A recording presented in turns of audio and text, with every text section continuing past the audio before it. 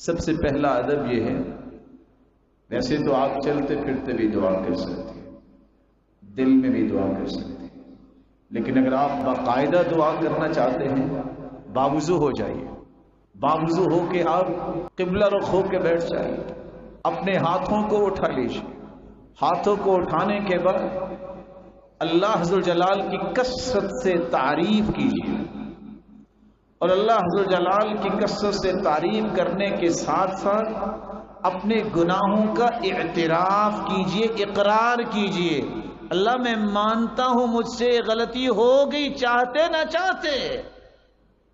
ان العبد اذا اعترف ثم تاب تاب اللہ علیہ، اللہ کے سامنے جو اعتراف کر لیتا ہے اللہ ذوالجلال اسے معاف کر دیتے۔ پھر ان کلمات کو تلاش کرو جو کلمات اللہ کے رسول نے سکھائے ہیں، جن کو اسم اعظم کہتے ہیں۔ اسم اعظم کے ساتھ کی گئی دعا رد نہیں ہوتی۔ وہ کون سے کلمات ہیں اسم اعظم کی؟ اللہم انی اسألک بانی اشہدک انک لا الہ الا انت الاحد الصمد الذي لم يلد ولم يولد ولم يكن له كفوا احد، یہ بھی اسم اعظم۔ دوسرا اسم اعظم اللہم لا الہ الا انت المنان بدیع السماوات والارض یا ذا الجلال والاکرام، یہ بھی اسم اعظم۔ پہلی ابو داود کی روایت اور یہ جامع ترمذی کی۔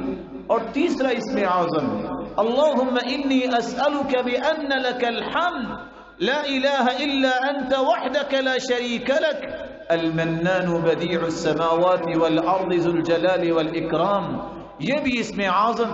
یہ سنن ابن ماجہ کی روایت۔ اور سب سے آسان اگر یہ یاد نہیں ہو رہا وَإِلَٰهُكُمْ إِلَٰهٌ وَاحِدٌ لَا إِلَٰهَ إِلَّا هُوَ الرَّحْمَٰنُ الرَّحِيمُ، یہ بھی اسم اعظم۔ اگر آپ کو یہ بھی مشکل لگتا ہے الف لام میم اللہ لا الہ الا هو الحی القیوم، ان پانچوں اسم اعظم میں سے کوئی کلمات ضرور اختیار کرے۔ اس کے بعد پھر رسول اللہ صلی اللہ علیہ وسلم پہ درود بھیجے، اور درود بھیجنے کے بعد سب سے پہلے اپنے لیے دعا کریں۔ دعا کرتے وقت ایک بات کو 3 مرتبہ ضرور کہیں۔ آپ صلی اللہ علیہ وسلم کا طریقہ تھا كان اذا دعا دعا ثلاثا واذا تكلم تكلم ثلاثا، جب بھی آپ دعا کرتے تو 3 مرتبہ دعا کرتے، اور دعا میں زور پیدا کریں۔ یہ نہ کہیں اللہ اگر تو چاہتا ہے تو دے دے، نہیں، انه لا مستکرہ، اللہ کے فیصلوں کو کوئی روکنے والا ہے؟ یہ کہو کہ اللہ مجھے دے، کثرت سے یہ بات کہیں۔ آپ اپنے رب سے مانگ رہے ہیں، اس کے فیصلوں کا کوئی روکنے والا نہیں ہے۔ مت کہیے کہ اللہ اگر آپ چاہتے ہیں تو دے دے، نہیں، اس یقین کے ساتھ دعا کیجئے یا اللہ مجھے یہ چاہیے اور میں نے لے کے ہی جانا ہے۔ محترم، میں اس اسم اعظم کے بارے میں جاننا چاہتا ہوں، کیا میرے نام کا کوئی مخصوص اسم اعظم ہے؟ میری معلومات کے مطابق اسم اعظم صرف حضرت علی کے پاس تھا، اور اسی کی برکت سے وہ سارے دینی معاملات کو آسان طریقے سے سر انجام دیتے تھے، لیکن کچھ لوگوں کا کہنا ہے کہ ہر بندے کے نام کا ایک اسم اعظم ہوتا ہے۔ محترم، برائے مہربانی میری اس مشکل کو آپ کی رہنمائی کی ضرورت ہے۔ دیکھیں جی، اسم اعظم جو ہے، اب سب سے پہلے تو یہ ہے کہ کسی کے نام کے ساتھ کسی صفت کو مخصوص کرنا، یہ تو ثابت ہی نہیں ہے سنت سے۔ اللہ نے خود کہا کہ میرے اچھے اچھے نام ہیں، ان ناموں سے مجھے پکارو۔ ایک آدمی بے روزگار ہے تو وہ اللہ سے کہے یا اللہ ہو یا رزاق ہو، یہ اس کا اسم اعظم بن جائے گا، ٹھیک ہے۔ ایک آدمی بیمار ہے، یا اللہ ہو یا شافیو کہے۔ اصول کیا ہے اللہ کے ناموں کا ورد کرنے کا؟ صرف 2 صفتیں ایسی ہیں حی و قیوم کی، جو کہ نہ کسی فرشتے میں، نہ کسی جن میں، نہ کسی انسان میں ہے۔ اس کو وہ بغیر اللہ رب لگائے آپ پڑھ سکتے ہیں، جیسے یا حیو یا قیوم۔ باقی جتنی صفاتیں اللہ کی ہیں، اسم ایک ہے، وہ ہے اسم ذات، وہ ہے اللہ۔ باقی رحمان و رحیم یہ اللہ کی صفاتیں ہیں۔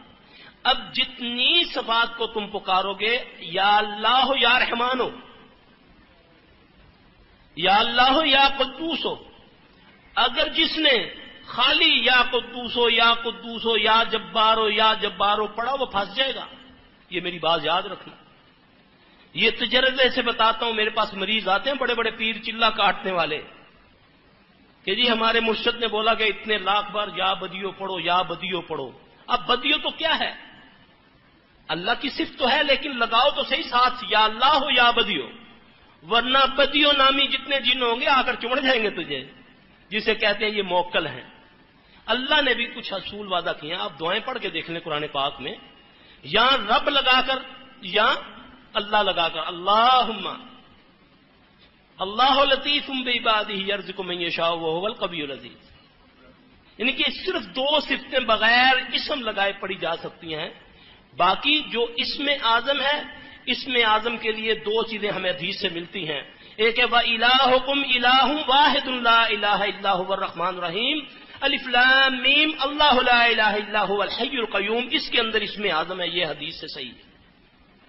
اب جس کا کوئی کام نہیں بنتا، وہ 5 وقت کا نمازی ہے، اللہ سے ڈرتا ہے، خرافات سے بچتا ہے، میرا ایمان ہے کثرت سے اس کو پڑھے، اللہ اس کے معاملات سدھار دے گا. یہ ہے حدیث سے ثابت. اب میں کہوں کہ بھئی مجھے اپنا نام بھیجو تو میں تمہارے نام کا اعداد نکال کے، یہ کیا ہے؟ یہ سب فراڈ ہیں. اللہ کو اس کے نام کے ساتھ اس کی صفت سے پکارو. میں نے گزشتہ سال بھی ایک بڑی قیمتی بات بتائی تھی، پتہ نہیں بھائی غور نہیں کرتے. نبی علیہ السلام صلی اللہ علیہ وسلم ایک مرتبہ اپنے گھر میں دعا فرما رہے تھے، تو عائشہ رضی اللہ تعالیٰ نے آ کر پوچھا یا رسول اللہ صلی اللہ علیہ وسلم آپ کیا مانگ رہے ہیں اللہ سے؟ آپ صلی اللہ علیہ وسلم نے فرمایا میں ان لفظوں سے اللہ سے دعا مانگ رہا ہوں کہ جس کو کہہ کر اگر پکارا جائے تو اللہ دعا کو رد نہیں کرتے. تو میں نے عرض کی کہ یا رسول اللہ صلی اللہ علیہ وسلم مجھے آپ بتا دیں. آپ صلی اللہ علیہ وسلم لاڈ کرتے تھے، پیار کرتے تھے. مذاق سے آپ نے کہا ہے عائشہ میں نے وہ تمہیں الفاظ نہیں بتانے، اگر میں نے بتا دیا کہیں تو دنیا نہ مانگ لے. اب یہ بات کہہ کر اللہ کے نبی گھر سے چلے گئے. تھوڑی دیر کے بعد جب آئے تو دیکھا تو عائشہ رضی اللہ عنہا رو رہی ہیں جا نماز کے اوپر، وہ دعا مانگ رہی ہیں اللہ سے. آپ نے آ کر پوچھا عائشہ کیوں ہلکان کیا ہوا اپنے آپ کو، کیا مانگ رہی ہو؟ کیوں؟ بس یا رسول اللہ میں تو اللہ سے ضد لگائی ہوئی ہے کہ مجھے وہ لفظ بتا جو تو نے اپنے نبی کو بتائے. کن الفاظوں سے اللہ کو کہہ رہی ہے؟ میں تو یہ کہہ رہی ہوں یا اللہ ہو یا رحمان ہو یا رحیم ہو یا مسبب الاسباب. آپ صلی اللہ علیہ وسلم مسکرائے. آپ نے فرمایا یہی لفظ تھے جو میں پڑھ کے اللہ سے دعا مانگ رہا تھا.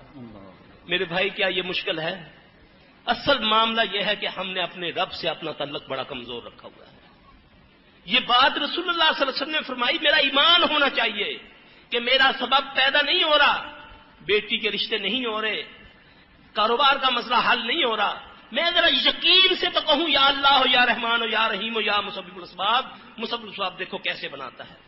ہم تو جاتے ہیں استخاروں کے اوپر، جی ٹی وی میں ایک پروگرام آ رہا ہے، جی وہ استخارہ نکالتا ہے، نام پوچھتا پھر اس کے بعد وہ استخارہ دیتا. اللہ اکبر. ہم بھی سب ریڈی میڈ کام چاہتے ہیں. میرے نبی نے استخارہ کرنے کا حکم دیا، کروانے کا حکم نہیں دیا. یہ یاد رکھنا. اور استخارے کا اصول ہے، حضرت جابر رضی اللہ تعالیٰ فرماتے ہیں کہ اللہ کے نبی علیہ السلام صلی اللہ علیہ وسلم ہمیں استخارے کی دعا اس طرح سکھاتے جیسے قرآن کی کوئی سورہ ہے. آپ صلی اللہ علیہ وسلم فرمایا تمہیں اگر اللہ سے کسی کی کوئی حاجت ہے تو پھر 2 نفل پڑھ کے یہ دعا پڑھو. یہ کہیں نہیں کہا کہ تم مولویوں سے استخارے نکلواؤ. اور پھر استخارے کا خواب کے ساتھ کوئی تعلق نہیں، استخارے کا کسی اشارے کے ساتھ کوئی تعلق نہیں. تم استخارہ کرو، کرتے جاؤ، تمہارا کام ہونا ہوگا، ہو جائے گا، نہیں ہونا تب بھی برکت ہے، ہو گیا تب بھی برکت ہے. یہ ہے طریقہ. نہیں جی خواب آئے گا، بابا جنڈی لائے گا، سبز جنڈی والا کام ہو جائے گا، لال جنڈی والا کام نہیں کرنا، یہ جھوٹ ہے. کہیں نہیں اللہ کے نبی صلی اللہ علیہ وسلم نے استخارے کا خواب کے ساتھ کوئی تعلق ہی نہیں ہے. اس لیے میرا بھائی اپنی پیارے نبی صلی اللہ علیہ وسلم کی بتائی ہوئی دعاؤں پر بلیو کرو، یقین سے مانگو کہ میں مانگ کس سے رہا ہوں، پھر دیکھو کام ہوتے ہیں یا نہیں ہوتے.